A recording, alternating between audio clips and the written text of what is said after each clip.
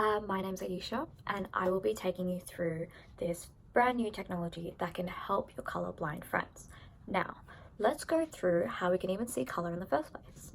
It all begins with our environment, whether it's a bright or a dim environment. Our eyes can only see color when it comes to bright environments. Probably you've noticed yourself when it comes to dark rooms, you can only see in about a black to grey hue. To start off, it begins with wavelengths. So the light wavelengths in the environment then hit our eye, more specifically the cornea. So the cornea is a thin, transparent tissue covering the surface of our eye, and it's mainly there to protect, yet also focus the wavelengths. And the main goal is to get the wavelengths to hit the retina, which is the back of the eye. Now then, after the cornea, it hits the iris, which is the colored part, also the pupil. So what happens with that is that the iris expands, and it also gets smaller with the depending on how bright or dim the light of our environment is. So with that, our pupil gets bigger when it comes to darker environments and gets smaller when it comes to brighter environments. Now with that, its whole, like I said, the entire goal is just to get the wavelength from the environment to the back of our eye to hit the retina. Now after it goes through the iris, it hits the crystalline lens, which is just behind it. Now this crystalline lens is purely there for focusing. So that whole, there are proteins within the crystalline lens called crystallins. And like I said, they're only there to help the wavelength to focus onto the retina. So the retina is where all the magic happens. The retina is completely filled with cones and rods. Cones is what help us see color. Now, there's one focal point that we call the fovea. The fovea is built up of only cones. It's really important when it comes to doing things with great detail, such as driving, reading, writing, all those type of things. Now, with cones, there are three types. There's the red cone, blue cone, and green cone. They basically all work together in order to create our colorful image that we see.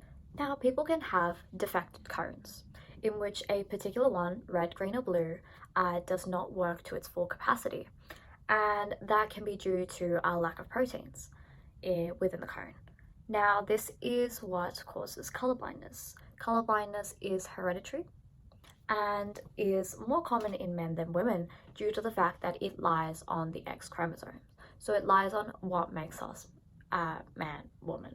And it is a recessive trait, and so basically in Europe, 8% of men are colorblind and only 0.5% of women are colorblind. Now, there are a few types of colorblind people. There are people with defected red cones, which is protonopes. There are people with defected green cones, which is deuteranopes. And there's also people with defected blue cones, which is tritonopes. Now, and there's also people that are completely unable to see color, and they have something called monochromacy. But it's quite rare, but they only see things basically in the black and white. And it is a recessive trait, and so basically in Europe, 8% of men are colorblind, and only 0.5% of women are colorblind. Now, there are a few types of colorblind people. There are people with defected red cones, which is protonopes. There are people with defected green cones, which is deuteranopes. And there's also people with defected blue cones, which is tritonopes.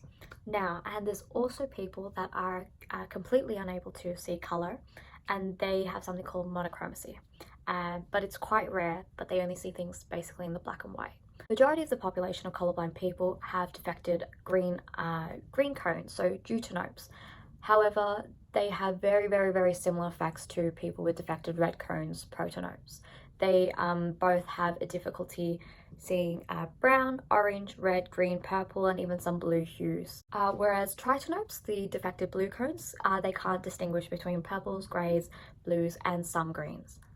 Now, this confusion of colors is due to having one of the cones with a reduced sensitivity due to the lack of protein.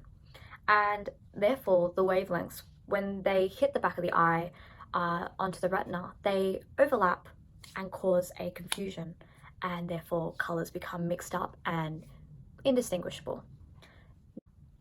This is where Enchroma Ink comes in. Enchroma Ink has created a a pair of glasses that can aid these colorblind people. These glasses have specific filters in them. These filters separate each of the wavelengths. So it separates the red, the green, and the blue in order for it to be more distinguishable for our cones to collect. So almost like it's becoming easier for our cones to collect the data. Now, basically, the glasses separate the color. They aim to enhance the colors enough to replicate how a normal person's, a trichromat, is to see the world. However, these glasses do have quite a few limitations. They do not work with severely color deficient people. This is due to those people not having particular proteins within their cones.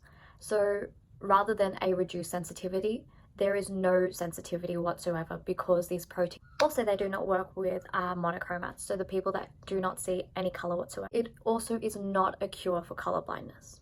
It is merely a temporary fit and also does not work for everyone. So 20% of the colorblind people, they say, it's not going to work for them. There is still a lot more research that needs to be brought into this subject and more future. So that's the brand new technology that has been created by Inchroma Inc. So thank you.